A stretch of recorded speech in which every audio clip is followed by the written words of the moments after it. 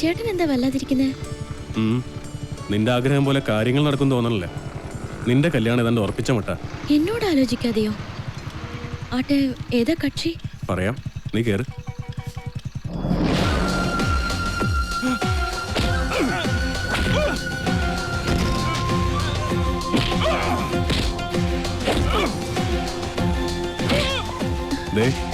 ആ തല്ലുന്നവനാ നിന്റെ ചെറുക്കൻ. ആ ക്രിമിനലോ? അയാളുടെ ശല്യം സഹിക്കാതെ ഞാൻ ഈ നാട്ടിൽ നിന്നേ പോയത്.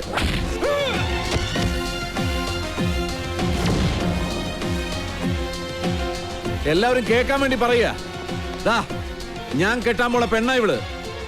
ഇനി ഇവൾക്ക് കല്യാണം ആലോചിച്ചോണ്ട് ആരെങ്കിലും വന്ന ഇവന്റെ ഗതിയായിരിക്കും എല്ലാത്തിനും. പറഞ്ഞേക്കാം. ഒന്നുകൂടെ ഒന്ന് മിനിങ്ങിട്ടുണ്ടല്ലോടി. അടുത്ത ആഴ്ച തന്നെ കല്യാണം ഉറപ്പിച്ചോളാൻ അച്ഛനോട് പറ.